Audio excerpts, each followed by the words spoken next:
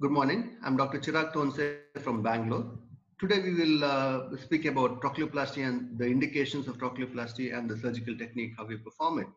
Of all the anatomical risk factors which contribute to the patellofemoral instability, trochlear dysplasia does play a major role. We all know that about 96% of patients who have had patellofemoral instability do have some form of trochlear dysplasia, which is well described in literature. And hence, it's very important that we identify these risk factors or these risk factors which contribute to the recurrence after the first time dislocation. We do know that a high TTTG distance is not only about the trochlear morphology, but also a trochlear dysplasia does medialize the trochlear groove and hence contribute to the high TTTG distance throughout the range of rotation of the knee joint. Hence, it's very important that these trochlear dysplasias are identified and treated for the better outcome of our patients. A true lateral X-ray is the key, and this gives a lot of information about the trochlear morphology, and any form of trochlear dysplasia could be identified with a good true lateral X-ray.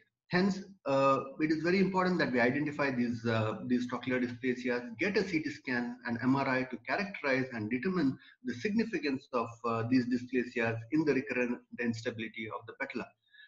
We need to look in for a crossing sign, a double counter sign, and a supratrochlear spur in these lateral radiographs.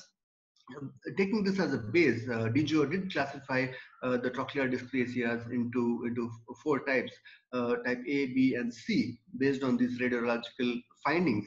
He did explain to us how a trochlea could be either a shallow trochlea, a flat trochlea, a trochlea with the lateral convexity, and the type D trochleas, which have a lateral cleft.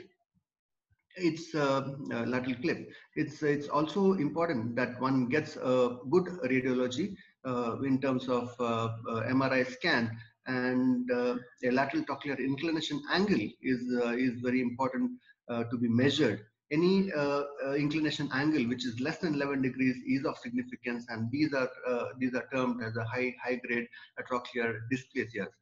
Now, we all know that with the high-grade trochlear dysplasias which are associated with MPFL tears, if one would go ahead and reconstruct only the MPFL without catering to the trochlear dysplasia, there are high chances that these MPFL reconstructions would fail over the period of time. Now, we all know about the bowling alley concept. One would have, if one has a flat bowling surface, concave bowling surface, it's a high probability that one would shoot in the right direction. If one would have a flat bowling surface, there are high chances that one would miss the target. And if the bowling surface is convex, there is no way one would hit the target.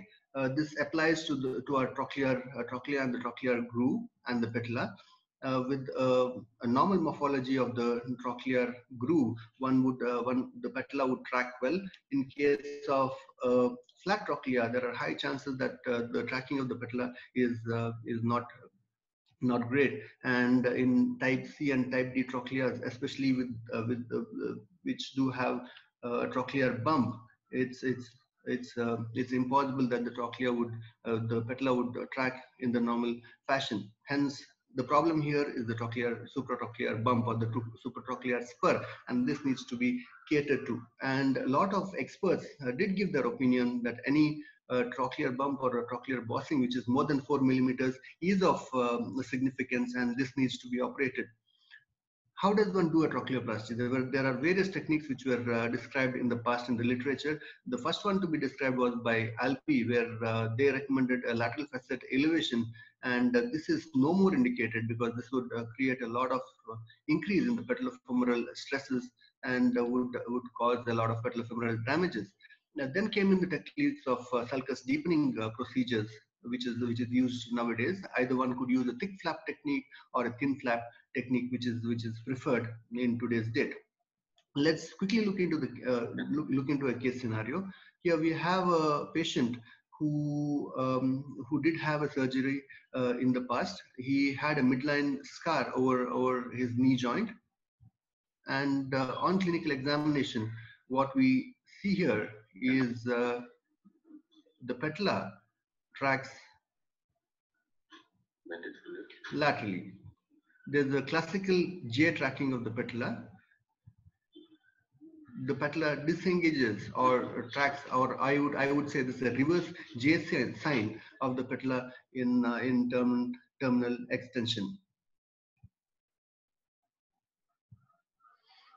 We did get we did evaluate him radiologically in terms of X-ray and MRI. As we see here, there is a normal uh,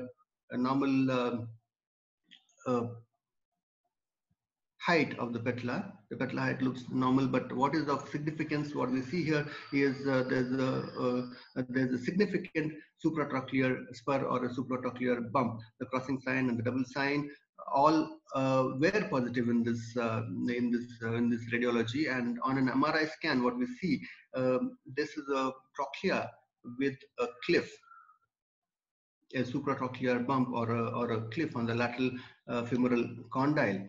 Our plan here was to excise the supratrochlear bump, create a new trochlea, and then go ahead and do a MPFL reconstruction. One of the very important or a useful tool in performing a trochleoplasty is the trochleoplasty jig, which is commercially available, and this makes our life much more easy. The surgical procedure becomes much precise, less chances of cartilage damage, and the surgical technique can be performed with precision.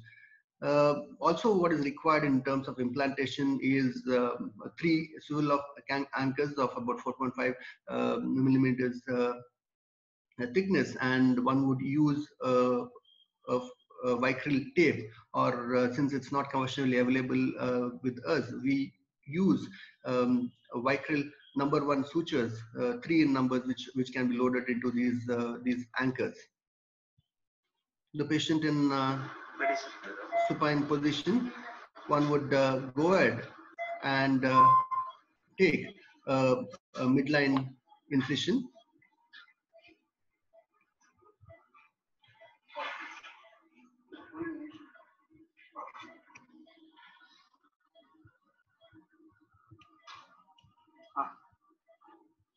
And once I have exposed the same incision what was taken in the past, one would take a midline incision, expose the lateral aspect of the lateral retinaculum, and the first thing what we do is we go ahead and lengthen the lateral retinaculum. There's a lateral lengthening which is done. The first layer and the second layer of the lateral retinaculum is incised, making sure that we do not damage the third layer of tissues.